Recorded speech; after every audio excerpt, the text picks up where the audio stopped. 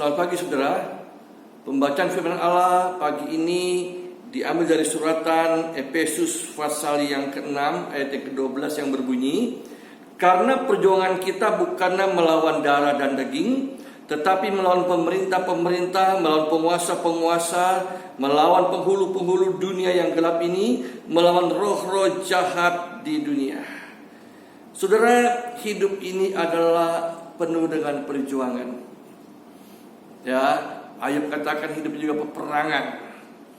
Dan kalau ada masalah medan peperangan, maka kita selalu berusaha untuk menang, mengalahkan musuh-musuh kita. Nah saudara, siapa yang menjadi musuh kita? Musuh kita adalah si iblis, ya, penguasa-penguasa jahat yang ada di udara, penguasa-penguasa yang seringkali ya mau menjatuhkan kita. Oleh karena itu, ya Rasul Paulus mengingatkan melalui suratan ini supaya kita harus berjaga-jaga. Kita harus mempertahankan keselamatan yang Allah sudah kerjakan di dalam kehidupan kita. Memang kita memperoleh keselamatan dengan gratis melalui pengorbanan Yesus di Bukit Golgota, dan kita percaya kepadanya, maka kita ya mendapatkan pengampunan dosa dan juga memperoleh satu kehidupan kekal. Namun ya kita masih hidup dalam dunia ini, di mana dunia sudah dikuasai oleh si jahat, sehingga dia selalu berusaha untuk ya kembali merebut kita, menarik kita jatuh ke dalam dosa. Mari saudara, kita perhatikan ya dengan cara apa saja ya iblis mau merebut kita, ya dengan kekuatannya itu mau menggagalkan keselamatan yang sudah kerjakan dalam kehidupan kita. Saudara, di antaranya saya akan ajak kita bagaimana ketika iblis mau mengajak kita, mempengaruhi kita ya dengan kesenangan-kesenangan dunia, dengan kemegahan dunia. Saudara, kita lihat dunia memang makin hari makin dipercantik. Ya, banyak tempat-tempat hiburan yang makin hari makin luar biasa, diperindah untuk menarik ya banyak-banyak wisatawan. Tetapi saudara, di lain kesempatan iblis mau membawa kita untuk dapat menikmati kesenangan dunia, sehingga kita tidak punya lagi waktu untuk kita hidup dekat dengan Allah, untuk nikmati ya segala sesuatu yang iblis sodorkan dengan fasilitas-fasilitas yang luar biasa. Namun saudara, kita harus hati-hati ya, jangan sampai kita terjebak ya di dalam kesenangan-kesenangan dunia ini. Jangan sampai kita seperti Demas yang sudah melayani bersama Rasul Paulus, tetapi dia meninggalkan pelayanan karena tertarik dan kesenangan kota yang indah pada waktu itu, sehingga akhirnya dia tidak lagi ada di dalam pelayanan. Dia gagal ya mempertahankan apa yang dia sudah terima, yaitu ya sebagai pelayan-pelayan pada waktu itu. Saudara, yang kedua, iblis mau juga menjatuhkan kita ya dengan uang. Saudara, siapa yang tidak pernah kenal uang? Ya, sekalipun seseorang ya dia mungkin tidak sekolah, tidak pernah mengecap pendidikan, sulit untuk belajar hitung-menghitung, tapi kalau bicara soal uang, dia cepat bisa ngitung.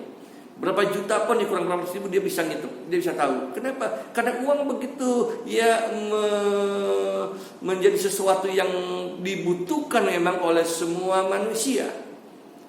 Saudara, kita butuh uang, saya juga butuh uang. Ya karena tanpa uang kita tidak bisa berbelanja.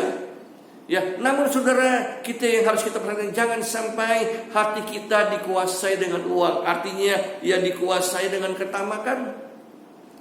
Jangan sampai kita serakah akan uang.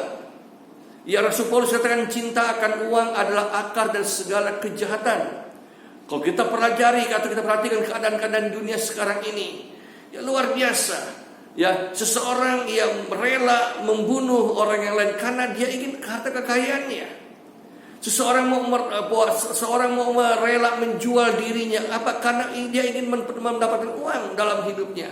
Banyak tindakan-tindakan kejahatan yang bisa dilakukan oleh manusia karena ingin mendapatkan uang. Nah, oleh karena itu firman Allah mengajar kepada kita hati-hati, jangan sampai ya kita terjebak dengan keserakahan ini. Ya, jangan sampai kita terjebak dengan kekayaan dunia ini. Karena apa saudara? Karena keserakahan itu identik dengan penyembahan berhala. Dan Allah tidak senang tentunya kalau kehidupan kita ya ada berhala-berhala uang atau mamon di dalam kehidupan kita. Saudara, mari ya kita tidak perlu kejar uang. Ya, karena sebagai umat Tuhan, sebagai orang percaya, yakin dan percayalah Allah akan menjamin kehidupan kita. Kita bukan mengejar berkat, tapi berkat akan mengikuti kehidupan kita sebagai orang-orang yang percaya kepadanya. Mari saudara, perhatikan baik-baik ya. Jangan sampai hati kita ya tertarik dengan uang. Saudara, kita pernah mendengar bagaimana Ananias dan Safira. Suami istri ini adalah salah satu anggota dari gereja mula-mula. Mereka dapat nikmati bagaimana kuasa Allah bekerja. Mereka dapat menikmati bagaimana mujizat-mujizat juga terjadi pada waktu itu. Mereka dapat menikmati bagaimana kekompakan umat Allah pada gereja mula-mula. Dikatakan memiliki satu milik bersama. Tapi ketika bagian Ananias menjual tanahnya, dia tidak memberikan semua kepada Rasul Petrus ya untuk dibagi kepada jemaat dan yang lain, tapi dia tahan separuh. Separuh dia berikan, separuh dia tahan untuk dirinya, untuk keluarganya. Nah saudara, apa yang terjadi ketika Ananias menjumpai Petrus dan berkata, Tuhan, inilah hasil penjualan tanah. Petrus kata, apa ini? Semua harga tanah itu? Iya benar. Petrus kata, kenapa kamu membohongi Roh Kudus? Petrus yang benar Roh Kudus, dia tahu Ananias sudah berdusta pada waktu itu. Lalu Ananias mati pada waktu itu juga. Sorenya Safira datang karena suaminya belum balik-balik, dia datang. Petrus bertanya, masih beri kesempatan pada Safira untuk berkata jujur. Petrus katakan, apakah benar uang itu hasil penjualan tanahmu? Safira katakan, iya benar. Petrus katakan, kenapa sih kamu suami istri berbohong? Ya, roh ketamakan yang ada dalam hidup mereka akan membuat mereka harus alami kematian. Saudara, hati-hati.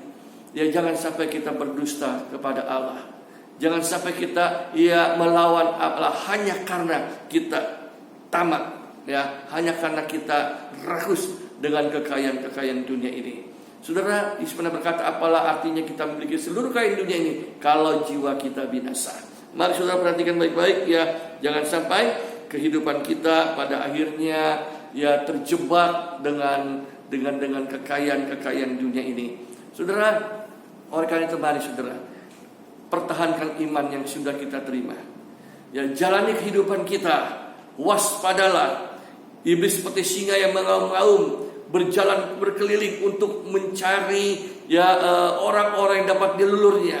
Dia selalu mencari kesempatan untuk menjatuhkan kehidupan kita.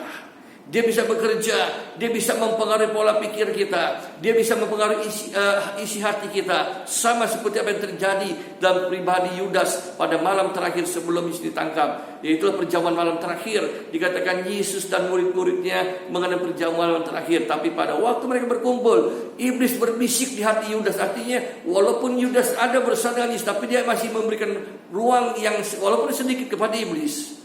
Ya, dia memberikan ruang untuk iblis bekerja dalam hidupnya. Dan apa yang iblis katakan? Iblis membujuk Yudas.